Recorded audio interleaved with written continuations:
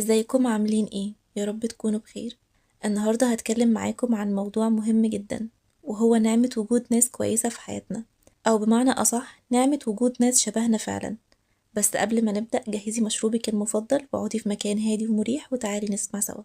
احنا لو جينا لاحظنا كده هنلاقي ان كلامنا الفترة اللي فاتت كله كان عن الناس السلبية، وازاي نبعدهم عننا وما نتأثرش بكلامهم، ونحافظ على نفسيتنا او على نفسنا من كلامهم السلبي.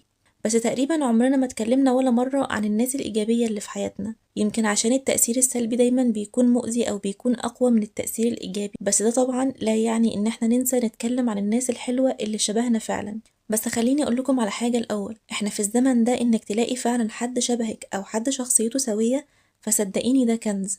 وأنا جاية بكلمكم من واقع تجربة شخصية، من إنسانة ما كانش في حياتها ولا شخص صح، للحمد لله إنسانة في حياتها ناس كتير صح.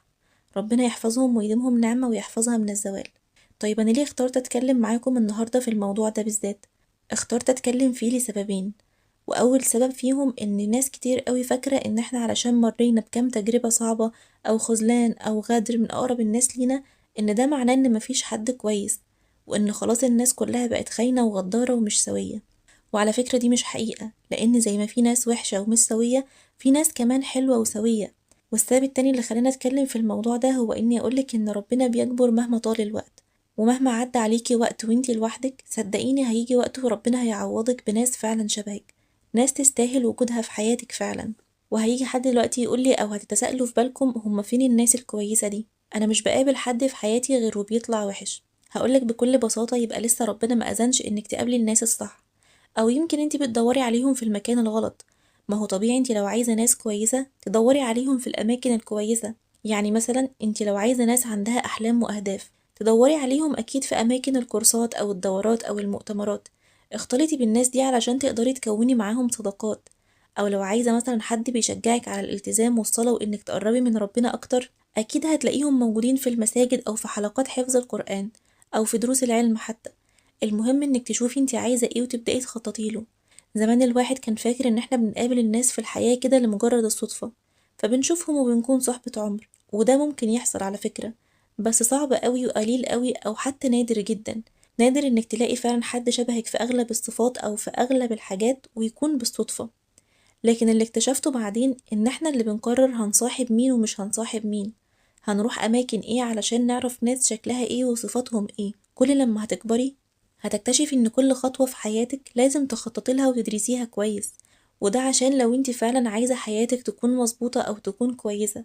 لكن الناس اللي مش فارق معاها هي مصاحبة مين او بيتكلموا في ايه، فدول كلامي مش ليهم خالص. انا كلامي هنا للناس اللي عارفة قيمة نفسها وعارفة قيمة وقتها، وعارفة ان هي لما بتقضي وقت مع حد الوقت ده مش بيكون ضايع او مش بيكون رايح في الفاضي، بالعكس الوقت ده بيكون استثمار.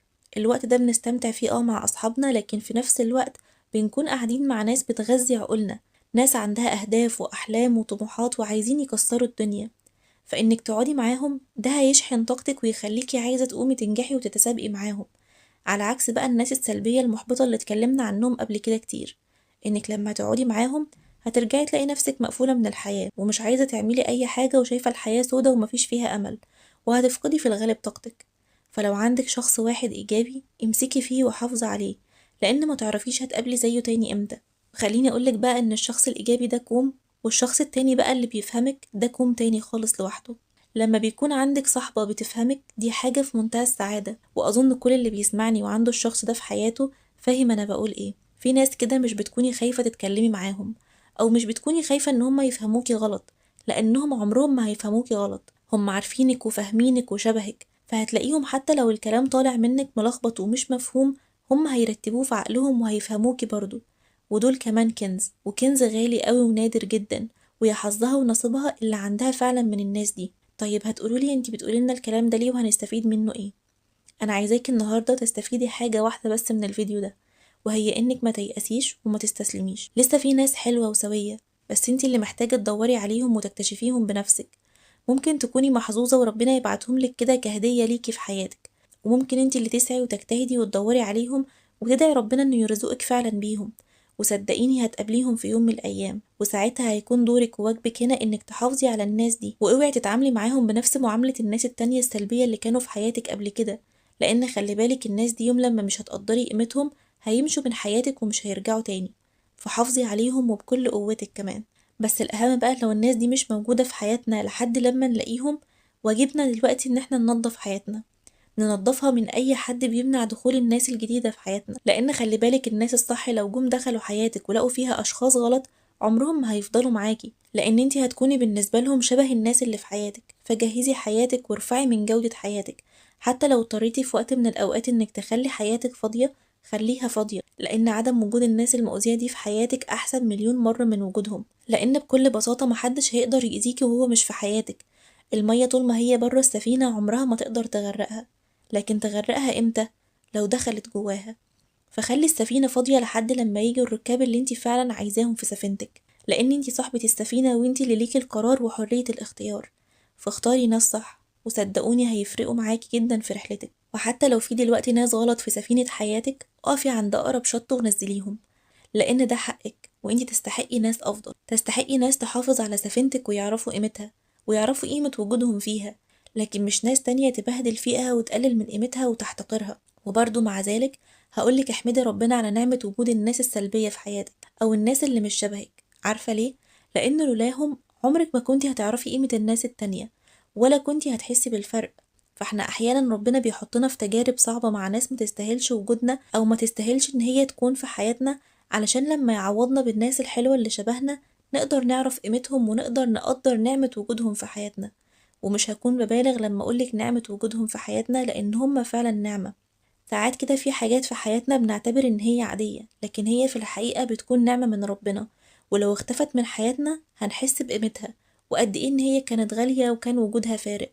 وواحدة من النعم دي إن يكون في حياتك حد شبهك. فلو في حياتك حد شبهك، ما تنسيش تحمدي ربنا على وجوده، وابعتلهم الفيديو ده وقولي لهم قد ايه ان وجودهم فارق وان الحياة بيهم احلى بكتير. ولو لسه بقى ملقتيش الناس دي في حياتك، صدقيني هتلاقيهم. اصلا انا كنت في مكانك في يوم من الايام وكنت بقول مش هلاقي ومعادش فيه حد كويس اصلا، بس الحقيقة ان طلع فيه لسه ناس حلوة من جوه ومن بره. بس انتي اصبري وامسكي في نفسك وحافظي على نفسك وحبيها وطوريها، وزي ما قلتلك فضي حياتك من اي حد مش مناسب ليكي، وادعي دايما ربنا انه يملى حياتك بالصحبة الصالحة وبالناس الجميلة اللي شبهك وشبه قلبك الجميل. واهم حاجة بقى اوعي تغيري من نفسك علشان حد. الشخص الصح هيكون شبهك فعلا وهيتقبلك زي ما انتي. بس تخلي بالك في ملحوظة مهمة، لو فعلا في حد كويس في حياتك وانتي عارفة ان الشخص ده كويس فعلا، وانتي فيكي شوية صفات بتضايق الشخص ده او بتزعله، مش عيب او غلط ابدا ان احنا نقعد مع نفسنا ونقيم نفسنا، ونشوف هل فعلا احنا محتاجين نغير شوية حاجات في نفسنا ولا لأ. وفي الأول وفي الآخر كله هيكون علشان نفسك، ويكون حبا في نفسك، ثم علشان تحافظي على الناس الحلوة اللي في حياتك ويفضلوا فعلا في حياتك وما تخسريهمش أبدا. وبكده نكون وصلنا لنهاية فيديو النهاردة. ما تنسوش لو عجبكم تعملوا لايك وشير وسبسكرايب، وأشوفكم على خير في فيديو جديد. مع السلامة.